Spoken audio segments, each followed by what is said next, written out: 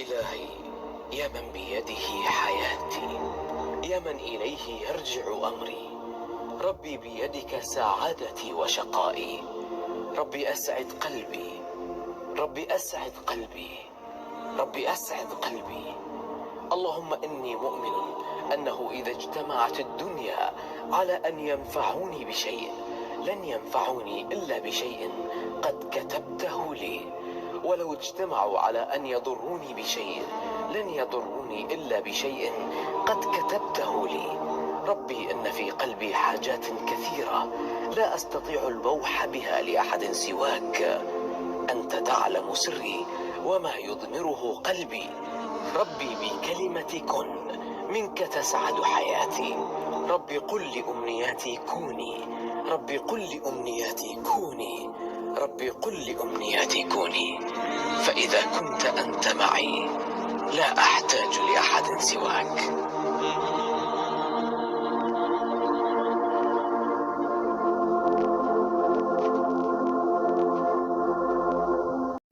السلام عليكم ورحمة الله وبركاته. ازيكم عاملين ايه؟ ان شاء الله يا رب بخير وبصحة وسعادة وراحة بال. اللهم صل وسلم وزد وبارك عليك يا حبيبي يا رسول الله. صلوا على النبي يا جماعة وزيدوا النبي صلى عليه الصلاة والسلام. زي ما بفكركم وافكر نفسي كل فيديو في البداية قبل ما نتفرج على الفيديو ونتلاهي كده، هو لازم نصلي على الحبيب المصطفى صلى الله عليه وسلم، ونزيد النبي صلى كمان عليه الصلاة والسلام. النهارده ان شاء الله يا بنات معانا روتين من روتينات الشتاء كده، هو وتحفيز، روتين تحفيزي كده هو طبعا، واليوم مليان بالشغل، الشغل الشاق كده زي ما بنقوله. بصوا عامة مبدئيا كده الروتينات في الشتاء ما بتخلصش، او ان انت يعني الوقفة في المطبخ عامة في الشتاء ما بتخلص، لان طبعا الشتاء بيحتاج طلبات كتير وكده، وبنبقوا دايما واقفين وكده في عز ما الدنيا برد وكده. بس قبل ما نبدأ في الفيديو حطوا لنا اللايك يا بنات، وما تنسوش الصلاة على الحبيب المصطفى صلى الله عليه وسلم، ومشاهدة حتى لو إعلان بس، تساعديني بس في إعلان واحد تشاهدوه، لأن أنا عشان أقبض من القناة يبقى ربنا يبارك لكم إن شاء الله ويجازيكم خير بإذن الله يا رب. واللي مشتركتش في القناة تنزل تشترك وتفعل زر الجرس، عشان إن شاء الله كل ما ننزل فيديو بإذن الله تعالى يوصلها إشعار بيه إن شاء الله تتابع معانا بإذن الله. وبشكر الناس الحلوة اللي دخلت عندي جديد، ربنا يا رب يبارك لي فيكم، وإن شاء الله محتوانا يعجبكم بإذن الله تعالى. النهاردة كده هو هنمسح يعني على طول المسيح ده هو، لأن أنا طبعا السجادة اللي كنت فرشاها في المطبخ لقيت نفسي كل ما أنا أفرشها والغسالة بتطلع مية من البلاعة فالسجادة بتتغرق، وأفضل أغسلها وأنشرها وهكذا. فقلت طب خلاص ما أنا ألمها بالمرة، ومش ضروري تتفرش، أنا عارفة إن الأرض ساقعة وكده بس مش هنقعد عليها يعني. بس هي السجادة كانت تحمل أرضية، يعني من حاجة توجع بتاع بتحافظ على الأرض، لكن أنا كده هفضل أمسح على طول. بس فلميت السجادة غسلتها طبعا ونشفت وطبقتها وشلتها، وقلت خلاص كده هو بلاش فرشة عشان ما تتبهدلش معايا. انا هو برضو زجيت المبرد ونضفته وكده، المبرد شغال والله معايا، يعني عندي اللي بيحب المية الساقعة ومصمم ان هو يكون شغال معايا، يعني عند ابو محمود لازم يشرب مية ساقعة، فلازم البي رغبته واسيب المبرد شغال وكده. وخايفة على العيال برضو، في جزء منهم تعبان، مهند عندي تعبان وإياد تعبان. ما علينا من اللي قطع حبل أفكاري ويا ماما هاتي 5 جنيه، طبعا الاسطوانة بتاعت كل يوم دي، يا الله المستعان، ربنا يدينا رزقهم إن شاء الله يا رب. بس والحمد لله على كل حال. طبعا دور الشتاء ده والدور اللي حاصل دلوقتي مع الناس كلها أظن في البرد وكده، ربنا يا رب يشفي العباد إن شاء الله يا رب. هنا كنت غسلة المواعين وكده، طبعا المواعين ما بتخلصش، والمشكلة عندي في المواعين إن إيه، لما بغسل المواعين اللي انا مستعملاها واجي انضف الارضيه وكده بضطر اشيل المواعين اللي انا سندها في الارض طبعا واغسلها تاني وكده، بحس ان ايه، ان يعني وصل لها ترابه بتاع، فبحب اغسلها تاني واشطفها، يعني اشطفها بس واسندها وارصها تاني واسيبها تتصفى زي ما انتم شايفين، وهكذا كل مره بعمل نفس الكلام ده هو، لان الارض طبعا وكده هو رايحه جايه فاكيد بتوصل لها حاجه. هنا بحط لها طبق زي بتاع الفطير الحراري ده، بحطه تحت المواعين كده عشان الحله ما تتبهدلش وكده. هنرص المواعين بتاعتنا، وطبعا الشتاء عايزة أكل دافي، هنعمل أكلة عدس النهاردة حلوة إن شاء الله بإذن الله. وعندنا العيش الشمسي بتاعنا والمخلل الحلو، نعمل أكلة عدس. صراحة يعني أنا بعمل عدس لما يكون عندي سمنة وكده، بس عشان ما عنديش سمنة قلت لا والله لا عاملة عدس، يعني هي لازم السمنة، مش مهم السمنة. أنا عملته بزيت ذرة، طلع حلو خالص. بس وهنعمل حلو كده يحلو، عشان لما يكون أكلة العدس طبعا في اللي بيعملوا حرقان وكده، فلازم أعملهم حاجة حلوة يحلوا بيها. بس فأعمل لهم معاكم زلابية زي ما انتوا شفتوا كده في الفيديو. كنت ملينة ترمس برضو، طلعت لهم وقشرت لهم برتقال، ومشينا الدنيا يعني يوم كده ويوم كده، وتمشي الدنيا الحمد لله على نعم ربنا، الحمد لله على ستر ربنا علينا. آم، عاوز اقول لكم يا بنات مفاجأة، طبعا مفاجأة من العيار التقيل، مش هتتوقعوها ولا تصوروها. بس كنت قايل لكم قبل كده يعني بعض الكلام يعني. خلاص كده بيت العيلة فعلا خلاص كده هو بدأ العد التنازلي، هنرحل من البيت وكده، وكل واحد هيروح لحاله يعني، وكل واحد يشوف حياته ويشوف نفسه ويشوف ولاده ويشوف دنيته. هنا كان في لفت عندي كان باقي بايظ يعني، سود خلاص ومحدش كله، باظ وسود لأن ليه فترة طبعا. ففضيته في الحوض كده عشان أصفي المية، وبعد كده هلمه تاني وأحطه في كيس كده هوا للطيور لحاجة تنفع يعني. هنا الترمس اللي كنت مليناه، تعالوا اتفضلوا معايا. و هنطلع يعني، خلاص هنطلع الحمد لله على كل حال. وان شاء الله تتابعوا معايا برضه، انتوا هتروحوا فين مني خطوة بخطوة مع بعض، اي حاجة تحصل هبلغكم بيها. ان شاء الله نحاول نشوف شقة برا بإذن الله الايام اللي جاية، كلمنا ناس وكده هنحاول نشوف شقة برا. ثواني يا حبيبي عشان بسجل صوت. هحاول اشوف شقة برا وكده هو، عشان لم ولادي فيها ولم حالي. ادعوا لي ربنا ييسر لي الامر ان شاء الله باذن الله تعالى. كان لازم يعني في يوم من الايام كل واحد يشوف حاله ويشوف نفسه، وكان لازم الحياة آه توصل لكده يعني معانا، لان احنا في بيت العيلة برضو البيت مش مكفي الاسر كلها مع بعضيها، والحل الوضع صعب يعني في البيت، فكل واحد هيشوف نفسه وكده ويشوف بيته ويشوف ولاده. بس كنت شارية لما قبضت من القناة كنت عاملة مشتريات والله ما وريتهاش ليكم، فجبت منها الحامل ده. فالحامل ده حلو خالص، حتى بمسح يعني عشان ليه فترة عندي. ف وريتوش تقريبا لكم في فيديوهات متهيألي كده. ده المنقذ بتاع العلب والكركبة والدنيا. وكنت جايبة العلب دي، حطيت علبة فيها سكر، وعلبة فيها ملوخية ناشفة، وعلبة فيها فريك، وعلبة دي فيها ملح، وعلبة فيها دقيق لما أحب أعمل كيكة ولا حاجة ألاقي الدقيق معايا وكده. وحطيت العلبة دي الصغيرة كان فيها مخلل، فضت وغسلت، حطيت فيها بامية أو ويكة ناشفة مدقوقة ناعمة، والملوخية الناشفة برضو حطيتها في العلبة. العلب مش صحية جوه بس حلوة، بتلم الدنيا يعني عشان كركبة وكده، لأن مفيش مكان عندي عشان أرص الحاجات دي. فجبت الحامل ده حلو جوه والله يا بنات، هينفعكم يعني، ومش غالي على فكرة. يعني يعمل أقل يعني يعمل له مثلا في حدود تقريبا 180 190 في الحدود دي، أنا على ما أعتقد فاكرة كده يعني. بس فهو مش غالي جوه، بس بصراحة فايدته أعلى من قيمته يعني، فايدته أعلى من قيمته. فبصراحة مفيد جدا، ونفعني وأنقذني والله. ده نقدر نسميه المنقذ المسعف، حامل الكركبة وكده، حامل الدنيا دي. فبصراحة جميل جميل يا بنات والله، حسيت بالفرق. العلب دي ما كنتش عندي علب ولا أي حاجة، كل حاجة رميها في الأكياس لأن مفيش مكان عندي. فكان من زمان نفسي فيه الحمل ده بصراحة. أقول لكم يعني جيب فضل ربنا ثم بيكم على وقفتكم معايا في القناة ودعمكم، وإن انتوا يعني بعد ربنا، فضلي ليكم بعد ربنا إن أنا قبضت من القناة برضو بوقفتكم معايا. فمشاهدة الإعلان مشاهدة الإعلان يعني هتفرق معايا خالص والله في القبض وكده، وهتخلي أنا أستفيد في القناة وكده. واللايك برضو مهم يا بنات بالله عليكم، يعني أنا محتاجة جدا والله العظيم وقفتكم معايا، خاصة الفترة اللي جاية دي هتبقى فترة صعبة عليا. مش قادرة أتكلم في تفاصيل كتير، بس يعني الحياة هتبقى هتتغير خالص والله يا بنات معايا. وبرضه عشمنا في ربنا كبير إن ربنا يسترها معانا بإذن الله تعالى، ويعديها معانا بالستر إن شاء الله يا رب. مش طالبين من ربنا أكتر من الستر والله، والله العظيم، ولا طالبين قصر ولا سيراميك ولا أي، طالبين غير الستر، ووحياة ربنا ما طالبين غير الستر. صحيح دي علبة شعرية، صحيح انا يا بنات، وبص التوابل دي حلوه جوه، معلش قطعت الكلام. التوابل دي حلوه جوه الصغننه دي، حتى بص شويه الكمون الصغننين خالص دول ب10، كنا نجيبهم ب5، الله المستعان. وشويه الكزبره برضو ب10 وكده يعني. التوابل الصغننه دي حلوه جوه، بتلم يعني. شايفين؟ بقول لكم بصوا دول ب10، كنا والله نجيبهم ب5. أم، ودي علبه حاطه فيها شاي برضو كده يعني. صحيح يا بنات، بقول لكم يعني بصراحة يعني تعبت كتير في المطبخ، والشقة والله صرفت عليها. الأرضيات ما كانتش عندي سيراميك، كانت الدنيا متدمرة في المطبخ من الرشح في الحيطان وكده. كله ده قروض علينا، والله والله والله ورب السماوات والأرض. يعني أنا بقول لكم الهدف إن أنتوا بس تحسوا بيا وتدعوا لي إن ربنا يعني يا رب يوقف معايا بحق لا إله إلا الله. لسه ما زلت بدفع في القروض والله العظيم. أنا يعني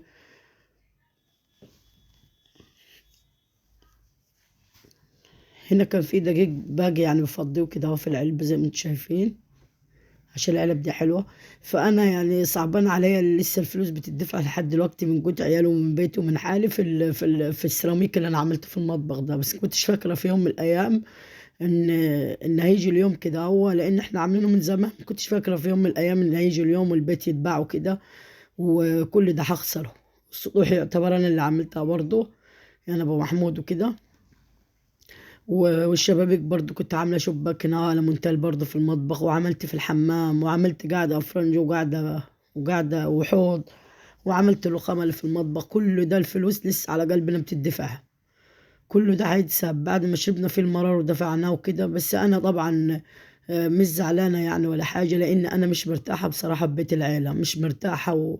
وكل حاجة عندي في كل حاجة عندي في البيت كله بيعاند في بعضه، والمركب مش سايرة زي ما بيقولوا كده، وكل واحد نفسي ثم نفسي. فأنا يعني ربنا أكيد هيريحني، حتى لو أنا سكنت في بيت طوب أحمر، والله العظيم أنا راضية. بس أبعد عن الدوشة وعن الوش وعن وجع الدماغ وكده، وارتاح واستقر بعيالي. لو نمت على الأرض والله العظيم أنا راضية، بس أرتاح نفسيا وأبعد. لأن أنا يعني محدش فاهمني، محدش شخصيته زي شخصيتي، ومحدش فاهمني. وما لقيتش اللي يفهمني، وما لقيتش اللي يحتويني. يعني والله العظيم ما لقيت حد يحتويني. فربنا يعوضنا على الخسائر اللي هخسرها في البيت ده. ربنا يعوضنا على الخسائر اللي خسرتها في الشقة والسيراميك اللي عملته. وربنا يعوضنا عن السطوح اللي بنيتها وحاجات كتير خالص عملتها. والله حاجات كتير جوا عملتها، وما زلت لسه فلوسها. المصيبة ان لسه فلوسها ما اتدفعتش، لسه بتدفع، لسه على قلبنا بتدفع كل شهر. فكله ده راح. فانا هقول ان عشان انا في ربنا يعوضني ان شاء الله. باكل الشاي ده هو يا بنات كان جاي لي يعني مع لفة سكر كده هدية من زميل ابو محمود، جابهم له لما كان تعبان وكده، جابهم له. فاحتفظت بيه يعني الباكو، وكان في واحد تاني برضو. الباكو ده احتفظت بيه. احنا مش بنشرب شاي بصراحة، بس قلت خليه للظروف يعني. وكنت جايبة ورق جوافة وينسون عشان الشتاء، وكركديه زي ما انتم شايفين، وينسون برضو، وورق جوافة، وايه تاني يا ربي، 4 علبة هما. وفي حاجة تاني برضو ليها اسم كده مش عارف والله، كان اسمها اسم غريب شوية. مشروب يعني الحاجات الدافية بتاعت الشتاء. وده نشا برضو في الكيس لسه عايز علب وكده، وفي شعرية برضو في العلبة. ف وده بيض يعني. هتقول يا ماما ما حطوش ليه في التلاجة؟ ساعات بعمل كيكة والله يا بنات على غفلة وكده. فطبعا الكيكة بتبقى محتاجة بيض بدرجة حرارة المطبخ. ف فبحطها كده معايا في الحمل ده كده. هو محتاج البيض الاقيه ايه حلو كده يعني، الاقيه جاهز. بس دي مناديل المطبخ بصفي عليها اي حاجة نفعاني يعني، بحطها كده معاهم. وان شاء الله كل ما ربنا يوسع عليها اجيب كام علبة كده واحط فيها توابل وحاجات. بس ان شاء الله ايه، مرحلة العزال والدنيا دي وإن إحنا نجمع مكان، دي مرحلة صعبة جدا هندخل عليها، وخاصة إحنا في مدارس وداخلين على شتاء. فأصعب أيام حتى الواحد هيشوفها. فعشان مش مولف على العزال وكده، ومحبش العزال قوي يعني بيتعبني بس طبعا مضطرين خلاص كده، هو مضطرين. وأنا أغطي زي ما انتوا شايفين وطوا الصوت يا محمود. أنا بغطيه كده عشان التراب وكده، لأن أكيد بيدخل تراب برضو من الشباك وكده. بس الشباك حتى حبيت اقفل لقيته في حاجة اتخلعت رزة منه وكده، بس فعشان كده بيدخل تراب بسيط يعني. وهنا بلمع هنا في المبرد وكده اهوت، والغسالة برضه هلمعها وامسح الأرضية وهنشوف حالنا ونشوف اللي ورانا. اللي ورا بيت وعيال ما بيقعدش أصلا، فيش قعد والله. يعني الواحد شغال طحن كده طول النهار يلم وراهم ويشيل ويحط. فادعوا لي يا بنات والله، محتاجة جدا دعوة منكم إن ربنا يكرمني بحق لا إله إلا الله بحاجة كده واسعة تلم بيت وتلم عيالي وتلم حالي، واستقر كده وأعيش حياة كده مستقرة ومستقلة بنفسي وببيتي وبذاتي وبنفسي. عندي برضو كمية حمام في العشة فوق، أكيد كلكم عارفينها. يعني موسع عليا، الاقي جوز حمام، الاقي بتاع حاجة مش عارفة اعمل فيه ايه الحمام ده كله. مش هين عليا لسه طلقة حمام جديد.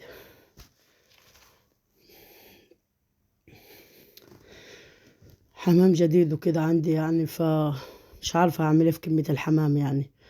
بس ان شاء الله بإذن الله ان عشمنا في رب السماوات والارض يرضيني ويكرمني بإذن الله. مفيش حاجة ابدا بعد عن ربنا، زي ما جبرت خاطر كل الناس وقفت مع كل الناس وما سبتش حد وما تخليتش عن حد، فعشمانة في ربنا ان شاء الله. هنا كنت هعمل عدس زي ما قلت لكم، حطيت المية وحطيت طماطم كده يغلي، فان شاء الله عشمانة في ربنا هيرضيني بإذن الله تعالى. بس محتاجة الدعوة منكم، لأن الدعاء بإذن الله يغير القدر إن شاء الله بإذن الله تعالى. إن شاء الله إن شاء الله بإذن الله تعالى الدعاء يغير القدر. عايزاكم تدعوا لي إن ربنا ييسر الأمر الأيام اللي جاية ويعديها على خير ويسترها معانا ويرزقني باللي هو فيه الصالح. أهم حاجة ربنا يرزقني بالصالح بإذن الله، بالحاجة الصالحة اللي تنفع معايا إن شاء الله. هنا كنت حاطة لقيت دقيق عندي وكده، قلت هعمل لهم حاجة وخلاص حتى يحلوا بيها يعني. فحطيت معلقة خميرة فورية وحطيت معلقة سكر وحطيت رشة ملح وشوية دقيق من العلبة كده زي ما انتوا شفتوا يعني، كله مقادير في البيت وزيت وكده. السكر البودرة عندي ليه فترة بيتكتل وكده، قلت خسارة يبوظ، السكر غالي دلوقتي فهعمل بيه يعني. بس هنا كان الزيت والله ما كنتش مركزة، كان المفروض لسه مسخنش يعني، كنت بعمل تجربة كده على الزيت. وهنعمل سبتهم يخمروا شوية وعملتهم طري خالص طبعا، سبتهم يخمروا شوية وهتضعفوا ومالوا البولة دي زي ما انتوا شايفين البلاستيك دي. هقطعهم كده والله طلعوا حلوين صح يعني، وابو محمود اتبسط وعجبوه، لان هو ساعات كده يقول انا محتاج حاجة حلوة، ما عملتلناش حاجة حلوة ليه ومش عارف ايه، والولاد وبتاع. فهو بعمل اللي عليا والباقي على ربنا. ماشي روح استحمى روح. بس هقطعهم كده زي ما انتوا شايفين، طريقتها سهلة خالص يا بنات وبسيطة. طبعا عملتها على آخر اليوم كده بعد ما غيرت هدومي، الهدوم طبعا على طول مية وكده من الحوض. إيه، عمال أفكر في الحوض. أبو محمود بيقول طب الحوض اللي عملنا نعمل ايه فيه؟ قلت له هنسيبوه طبعا، مش هينفع الرخام ده يتخلع بتاع المطبخ، لو اتخلع هيتكسر أساسا صح ولا لأ؟ قولوا لي انتوا كده ينفع يتخلع؟ الرخام لو اتخلع هيتكسر على طول، فطبعا هنياله اللي هياخدهم. يلا ربنا يهني الناس ان شاء الله باذن الله، وعوضنا احنا باذن الله تعالى. ربنا يدينا تعبنا وعوضنا خير باذن الله تعالى، وحقنا عند ربنا ان شاء الله مش هيروح ابدا. اللي صرفته واللي عملته والشقة اللي شقيته والتعب والفلوس اللي لسه بتدفع ولسه ما زالت بتدفع قروض، ربنا ان شاء الله باذن الله مطلع وشايف يعوضنا عنها باذن الله تعالى. ان شاء الله يعوضنا باذن الله تعالى. ما فيش كلام اقدر اقوله اكتر من كده، هو وربنا مطلع وشايف. حطيتوا لي يا بنات اللايك ولا لسه؟ بالله عليكم يعني انا مش عارفه اقول لكم ايه تاني. ناس كتير والله بتشوف الفيديو ومبترضاش يهون عليها يحط اللايك. اكيد الناس دي اللي متابعاني كانت بتترقب حياتي اكيد. فانا بتكلم على متابعين الحلوين اخواتي السنه دي بعد ربنا وعيلتي التانية، الناس الحلوه بجد الخلوقه المحترمه اللي بتتابعني بجد من قلبها وبتحبني من قلبها. وانا كمان بحبكم جدا في الله، وبدعي لكم ربنا ان شاء الله يصلح لكم الحال، وربنا ان شاء الله يصلح لي الحال باذن الله تعالى يا رب، وييسر له كل امر عسير يا رب ان شاء الله. مش هعمل حاجه من وراكم ابدا، اي خطوه هخطيها هقول لكم عليها، اي حاجه هعملها هصور لكم فيديو هقول لكم وصلت كذا وعملت كذا، هاخد رايكم. لان انا يعني ما عنديش حد باخد رأيه، محدش بيديني رأيه، فأنا معاكم انتوا، هقول لكم كل حاجة عشان تقولوا لي ده صح وده غلط واعملي كذا وما تعمليش كذا، وانتوا اخواتي الكبار برضو، وانا اختكم الصغيرين اختهم الكبيرة برضو، وهنشاور بعض في الدنيا وفي الحياة، وتمشي الدنيا ان شاء الله بإذن الله تعالى يا رب. هنا حمرتهم كده زي ما انتوا شايفين، وهطلعهم. يعني انا مش هوريكم كل المقطع كله، بس انا هوريكم جزئية كده من اللي عملته. والله يا بنات طريقة سهلة خالص وبسيطة، زي ما قلت لك، معلقة خميرة، رشة ملح، معلقة سكر، شوية دقيق، شوية مية دافية، شرط مية دافية طبعا عشان الخميرة تتفاعل، وهنسيبهم ما كملوش ربع ساعة بالظبط. معلقة خميرة كبيرة حلوة كده، وطريت العجينة خالص زي ما انتوا شفتوا، وسبتها تخمر، وعملنا حلو من البيت. والله ما شاء الله ما قعدوش خالص، والله اتنسفوا. يعني بألف هنا لكل اللي كل يا رب. والعيال اتبسطوا يا ماما، في تاني. يمكن مهند محصلش غير 2 بس، كان نايم وعشان عيان وكده، والباقي ما شاء الله يعني. فقلت لو اعرف انه يعجبوكم بالشكل ده كنت زودت الكمية، بس ان شاء الله باذن الله بعمل لهم تاني. بس هو الزيت يعني المشكلة في الزيت غالي شوية، ومع ان عاملين من اقل نوعية من الزيت والله، بس الزيت هو اللي ايه مشكلة بس. ف الأخت اللي سألت علي فينك يا أم منى، دينا في البيت يا حبيبتي، ربنا ما يغيبك أبدا يا رب. الحمد لله ديني في البيت أهو، وإن شاء الله خير بإذن الله. دعواتكم، محتاجين دعواتكم بس معانا. شوف بقطع هنا بيدي، في ناس بتقطعها بالمعلقة، بس أنا إيه عايز أنجز، كنت مستعجل وعايز أخلص، وكنت فرهدت بصراحة من الجو برد وسقعة وكده، وكنت عايز انجز وافض، فقطعتها تقطيع عشوائي، بس الحمد لله طلعت مظبوطه وحلوه. اما لو حطيتها في دماغي ان انا اطلعها كور صغننه كده مظبوطه، كنت ايه هشتغل بتأني فيها. لكن انا قلت ايه، حاجه تأدي الغرض، عشان عايزين نفض ونخلص. وادي الكميه اهو زي ما انتم شايفين ما شاء الله. وبقى احط لها السكر كان متكتل، فقلت انخله كده. والله كان جميل خالص. الزلابيه دي او لقمه القاضي، حابه تعمليها بشربات اعمليها، بس بصراحه انا بحبها بالسكر البودره، لان بتبقى بالنسبه لي خفيفه، لان ماليش في الحلو قوي. الحلو التقيل ده ماليش فيه خالص، يعني بسيط جدا لو كلت حاجه مسكره بس. والولاد برضه عجبهم بالسكر البودره. انت حابه تحط شربات براحتك، دي حاجه ترجع لك برضه. وهيبقى أرخص برضه من الشربات هيبقى السكر غالي، لكن دول شوية سكر بودرة كانوا موجودين في البيت عملت بيهم. وشايفينها من جوا جميلة والله، ومستوية وهشة جدا من جوا، عسل خالص. ألف هنا يا رب اللي كل واللي هياكل إن شاء الله بإذن الله، واللي شاف بإذن الله تعالى. عايز أقول لكم اتفضلوا على راسنا من فوق، بالله عليكم استحلفكم بالله العلي العظيم ما تنسوني من الدعاء. بالله عليكم ما تنسوني من الدعاء. هنا كنت بحط طبق يعني لحماتي وكده، عشان الواد هينزل لسته تحت، بس كنت بحط لها طبق هنا بس. وهغرف لها طبق ترمس برضو، كنت عاملة ترمس برضو عشان الولاد وكده، قلت بينفع. كان في البيت يعني قدام، لقيته في التربو، فقلت هيقعد يبوظ، فخلاص هيلين وخلاص. كان نص كيلو كده وعملته. وهنا العدسة اهو زي ما انتوا شايفين. وألف هنا عليكم، واستودعكم الله.